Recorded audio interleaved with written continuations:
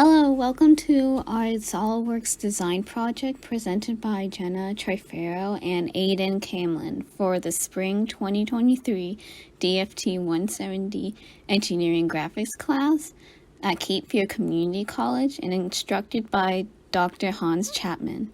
For this project, we decided to design a hand trolley. For the design, we decided to base it off of these trolleys as we believed it was a good fit for our simulation of force and the animation of the trolley tilting backwards.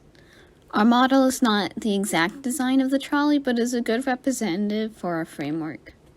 For our model, we have 5 parts, one being the wheel that allows the trolley to move.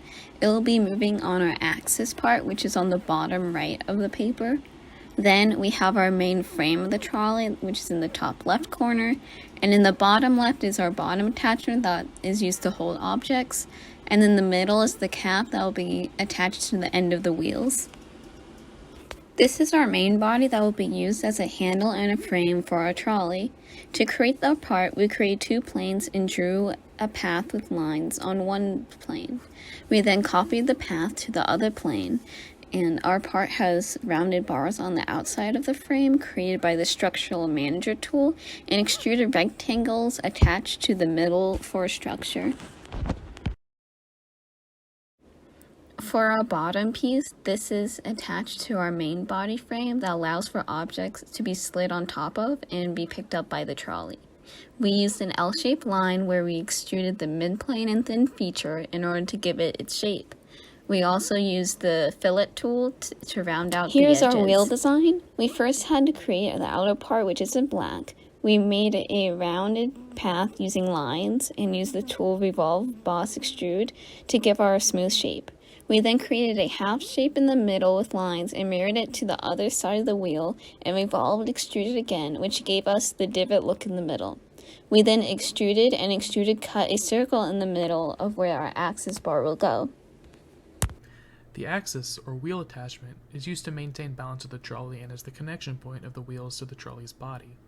The general shape of it was made by extruding a circle into a rod shape and creating the large protrusions that were added on each side by making use of the mirror function. This part is the end cap, which is used to bind the wheels to the trolley's axis bar to ensure that the wheel does not fall off.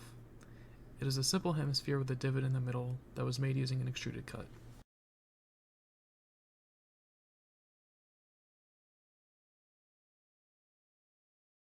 This is the finished assembly of the hand trolley. They are commonly used for easily transporting multiple items that may be uncomfortable to carry, such as boxes, bins, and food items. The 2-wheel design makes this purpose much more streamlined since it is not commonly used to move very large objects. The drawing document for our assembly showcases its orthogonal and isometric views. As mentioned in the title block in the bottom right corner of the document, the trolley is mainly composed of alloy steel for the general frame, and occasionally plastic for parts such as the wheels or handle. The tension that the bottom plate, where objects sit, endures when a force of 3 newtons is applied. It is naturally sturdy and not easily breakable due to it being required to transport things too heavy for most people to carry.